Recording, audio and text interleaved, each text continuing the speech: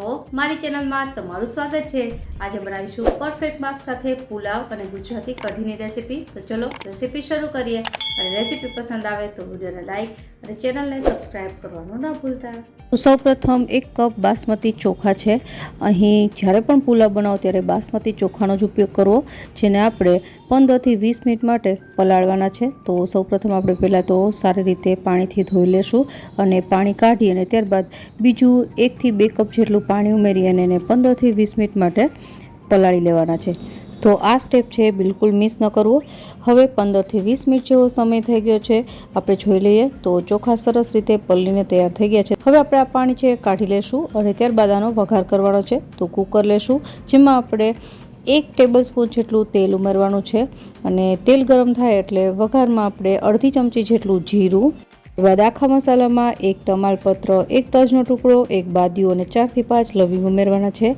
અને હવે 1 સૂકું લાલ મરચું, 1/4 ટીસ્પૂન જેટલી હિંગ, થોડા મીઠા લીમડાના પાન જેનાથી સુગંધ સરસ આવશે, અને 1 મીડિયમ સાઇઝની ડુંગળી અને 1 તીખી મરચી છે, જેને ઉમેરી અને 5 થી 7 મિનિટ માટે એને સાતરી લેવાની છે મીડિયમ ગેસની ફ્લેમ પર। એ સતરાઈ જાય ત્યારબાદ હવે આપણે અહીં 1 ટીસ્પૂન જેટલો ગરમ મસાલો ઉમેરીશું।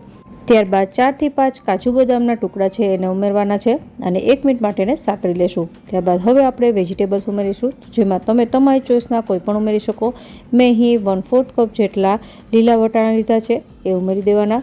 ત્યારબાદ ગાજર છે એને આવી રીતે લાંબા લાંબા સુધારી લીધા છે, એને ઉમેરી દેશું અને મિક્સ કરી લેશું। ત્યારબાદ 1 મીડિયમ સાઇઝનું બટેટું છે એને આવી રીતે મેં સમારી લીધું છે, એને ઉમેરી દેશું અને મિક્સ કરી લેશું। ત્યારબાદ સૌથી છેલ્લે જે આપણે ચોખા પલાળીને તૈયાર કર્યા હતા એનું મેં પાણી કાઢી લીધું છે અને એને આમાં ઉમેરી દેવાના છે। હવે કરીએ મસાલા। તો મસાલા એકદમ સિમ્પલ છે। સૌથી પહેલાં આપણે ઉમેરીશું સ્વાદ પ્રમાણે મીઠું, મેં 1 ટીસ્પૂન જેટલું ઉમેર્યું છે અને ત્યારબાદ 1 ટીસ્પૂન જેટલો ધાણા જીરું પાવડર।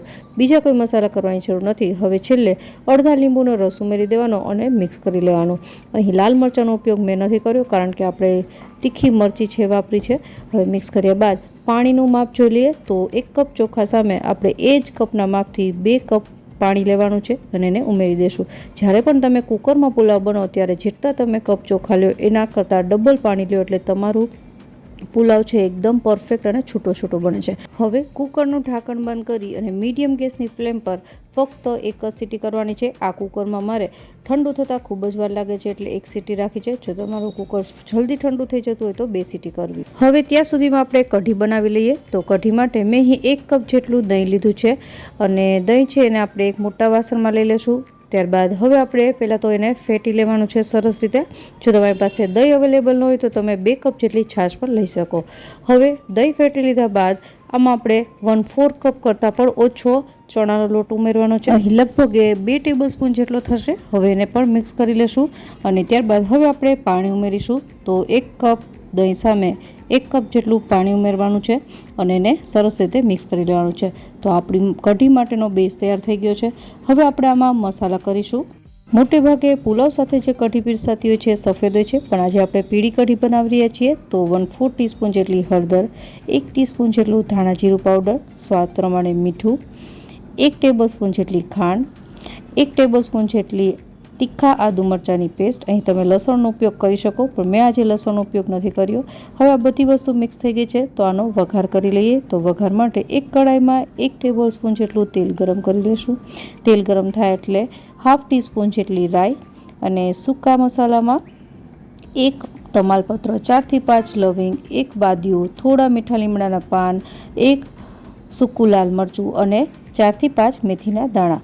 આ બધી વસ્તુને ઉમેરી અને 1 મિનિટ માટે એને સોતે કરી લેવાની છે। ત્યારબાદ 1/4 ટીસ્પૂન જેટલી હિંગ ઉમેરી દેવાની અને એને એક વખત મિક્સ કરી લેશું।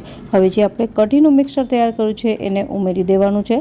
જ્યારે પણ તમે કઢીનો વઘાર કરો ત્યારે કઢીને ઉમેરી અને તરત જ વિસ્કરની મદદથી ફેટી લેવાનું, એટલે દહીં છે ફાટશે નહીં। હવે આપણે જે કઢીનું મિશ્રણ તૈયાર કર્યું હતું એ વાસણમાં અડધો કપ જેટલું મેં પાણી એડ કરી અને આમાં ઉમેરી દીધું છે, જેનાથી જે પણ મસાલો છે બચ્યો છે એ પણ આવી જાય। હવે 1 મિનિટ માટે વિસ્ક કરીને મીડિયમ ટુ લો ગેસની ફ્લેમ પર આપણે કઢીને ઉકાળવાની છે। કઢી જેટલી ઉકળશે એટલી સરસ બનશે। અને જ્યારે પણ તમે કઢીને ઉકાળો ત્યારે વચ્ચે વચ્ચે વિસ્ક કરતા રહેવાનું, જેનાથી નીચે બેસી ન જાય। તો લગભગ 8 થી 10 મિનિટ જેવો સમય થવા આવ્યો છે. કઢી ઉકળીને સરસ તૈયાર થઈ ગઈ છે અને કલર પણ સરસ આવી ગયો છે. આપણે ચમચાની મદદથી ચેક કરીએ તો બસ આ ટાઈપનું ટેક્સચર છે, આવું જોઈએ. તો આપણી આ કઢી તૈયાર છે. ગેસ બંધ કરી દેશું અને ઉપરથી થોડા કોથમીરના પાન છે એડ કરી દેશું. તો આપણી આ ગુજરાતી સ્ટાઇલ કઢી પણ તૈયાર થઈ ગઈ છે. અને કઢી બનાવી ત્યાં સુધીમાં આપણે જે પુલાવ બનાવ્યો હતો એ કુકર પણ ઠંડુ થઈ ગયું છે, એને ચેક કરી લઈએ. તો કુકર ખોલીને જોઈએ તો એકદમ છૂટો પુલાવ તૈયાર થઈ ગયો છે અને આપણે એને ગરમા ગરમ કઢી સાથે સર્વ કરીશું. અને અહીં મેં પાપડ અને છાશ સાથે સર્વ કર્યા છે. તો આશા રાખું કે આ ગુજરાતી સ્ટાઇલ કઢી અને પુલાવની રેસીપી તમને જરૂરથી પસંદ આવી હશે. ફરી મળીએ નવી રેસીપી સાથે. ત્યાં સુધી બાય.